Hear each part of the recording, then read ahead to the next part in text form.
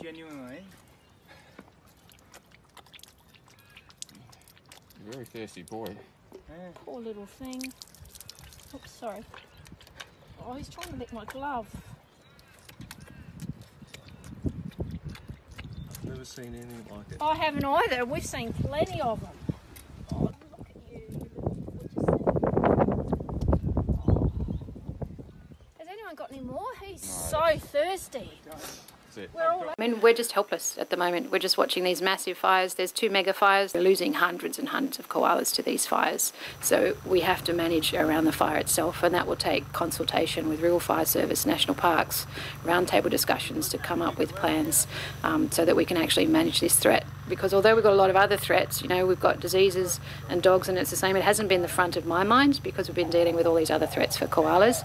But when these fires come through at this scale, you know, these other threats are minuscule in comparison to the impact it's having on all of these populations. But also the fact that we're depending on volunteer firefighters to fight fires of this scale, I think we really need to resource, for example, retained employees within the Rural Fire Service who are there. That comes back to the back, not just the back burning, but the prescribed burning. So we've got a shorter and shorter season where Rural Fire Service and parks can carry out prescribed burns to prevent fires of this scale. And so a lot of the time, I'm trying to run it on his nose because his nose is burnt and then he catches it.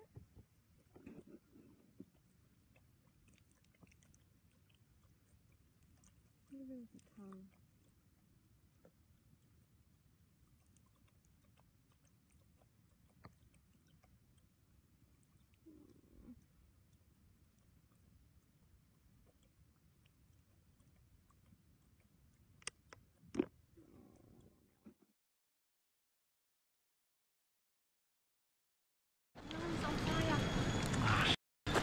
Can you move back?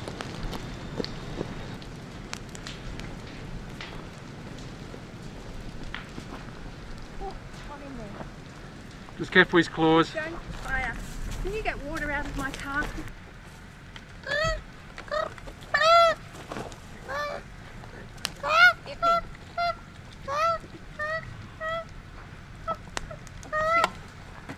Do you want to put him in the blanket and bring him out of the hot stuff?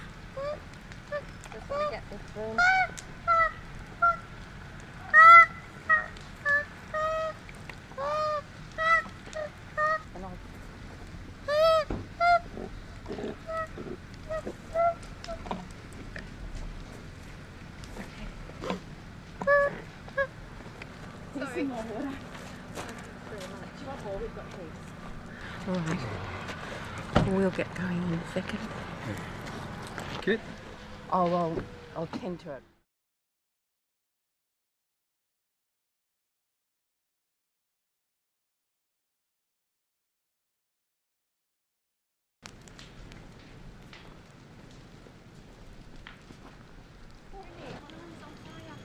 Oh shit. Can you move back?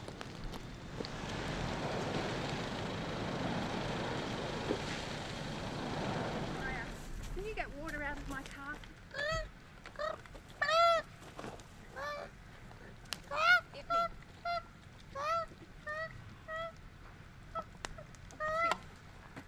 Do you want to put him in the blanket and bring him out of the hot stuff?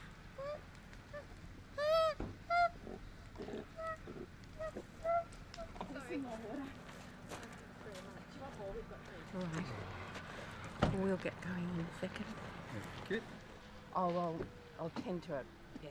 When you get to the koala. We live in Fire Service, national parks, roundtable discussions to come up with plans so that we can actually manage this threat. Because although we've got a lot of other threats, you know, we've got diseases and dogs, and it's the same. It hasn't been the front of my mind because we've been dealing with all these other threats for koalas. But when these fires come through at this scale, you know, these other threats are minuscule in comparison to the impact it's having on all of these populations.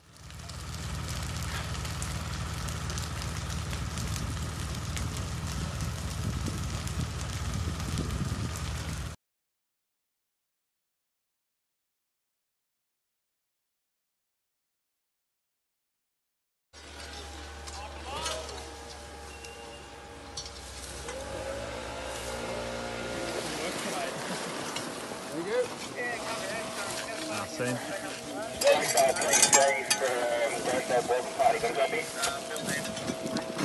Hold on, I'm not going to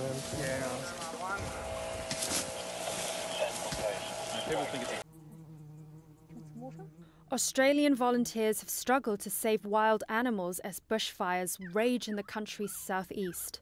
Tracy Burgess has cared for a possum round the clock since it was scorched by fires outside Sydney.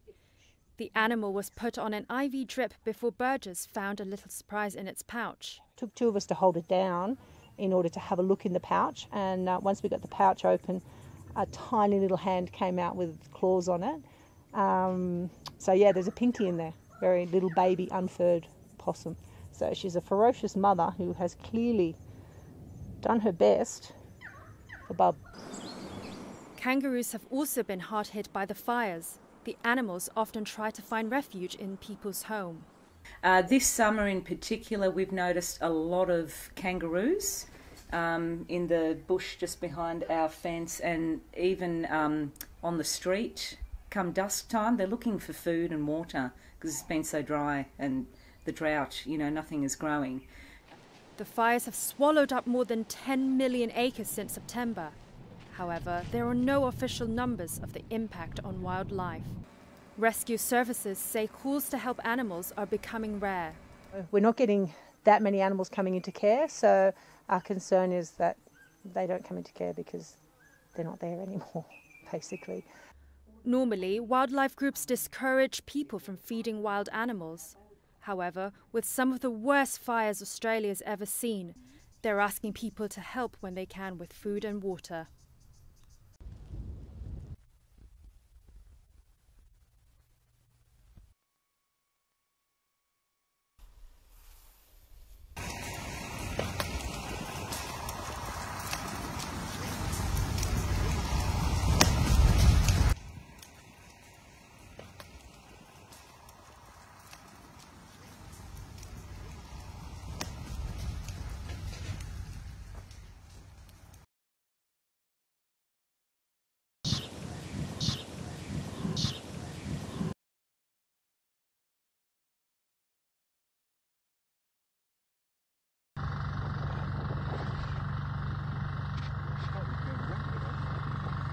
Looking at it. If you could work it out, you would have, I'm sure.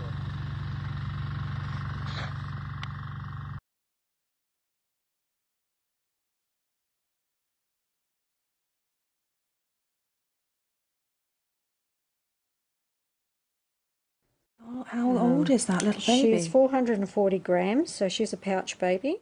Wrapped in a knitted pouch, this tiny koala is something of a miracle baby. Her mother is dead, killed in the recent Australian bushfires. Weighing less than half a bag of sugar, baby Hayes was rescued by firefighters. She was very ill when she arrived. In fact, I didn't think that she'd probably survive. She's one of 25 koalas being cared for by volunteers Christine and Paul McLeod in their home in New South Wales. There's no way she can survive on her own. This is Sparky, who's from the Harrington fire. This room on the side of the house has been transformed into a critical care ward.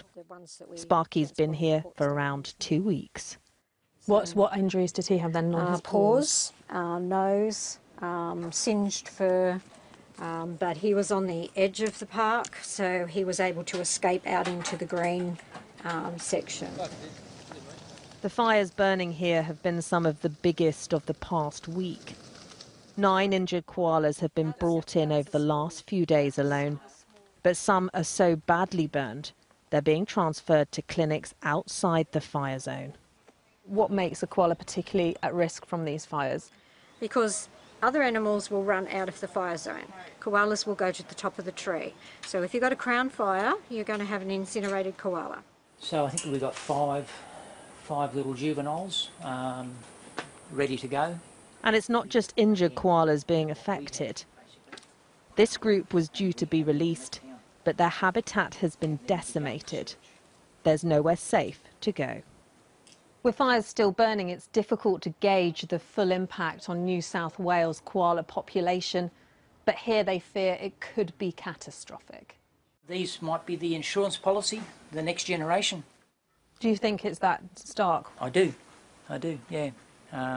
Yeah, they virtually could be the only ones left out of that whole population. It's feared at least 350 koalas have already died, And with more than 100 fires still burning, that number is likely to rise. Siobhan Robbins, Sky News, Australia. It's going to be a long road to recovery for these little burns victims. They're the first of many expected to be rescued from the Crestwood Drive fire south of Port Macquarie. Out of those 7, 4 have been reasonably badly burned, so their fur has been singed. So instead of a lovely grey, it's a brown, and their little paws, 4 little paws, have all been blackened quite badly with burns. The fire has burnt through almost 3,000 hectares of critical koala habitat, where up to 350 koalas are thought to have died. And that's what we're fearing most, that a lot will have been basically charred alive. At the Port Macquarie Koala Hospital, the injured koalas have been given oxygen and fluids. Their burns have been treated and bandaged. Staff here are worried there could be many more animals out there yet to be found. Volunteer search and rescue teams will continue to scour the burnt bushland over the coming days in search of injured wildlife. While those koalas currently in care are expected to make a full recovery, it will be quite some time before they can be returned to the wild. There's not much in there for them, and there won't be for a long while. We'll keep them here, we'll keep feeding them, we call it room service every day, fresh leaves, till that habitat returns enough for us to take them back there. These precious survivors are getting the best possible treatment. They could play a vital role in the recovery of a crucial koala colony. Koalas, some with burned paws and singed fur, are being treated following a massive brush fire. The koalas were taken to an animal hospital after being rescued. Some of the animals are recovering and eating well, but officials said it could be months before they can return to the wild. Local resident Clint Wood spotted an injured koala sitting in the debris of a burnt tree. Oh, well, so far I just tried to give him a drink of water. He had a bit of a drink of water, and so, yeah, but he's not looking too well, really. The brush fire in the South Australia state destroyed 7 homes and a few cars, but no injuries were reported. The fire, which started on Sunday, destroyed about 5,000 acres, mainly scrub. Local media reports firefighters gained the upper hand Monday following favorable weather conditions. Nicole Grether, The Associated Press.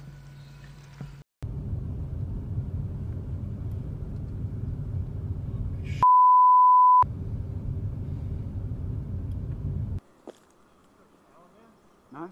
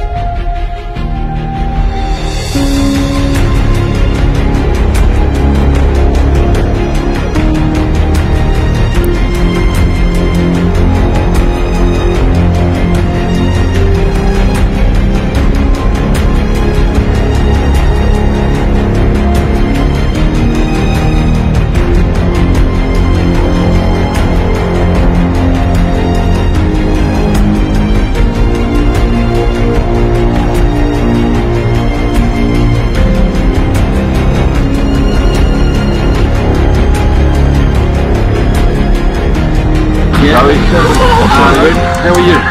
I'm only shaking your hand if you give more funding to our RSS. So many people have lost their homes.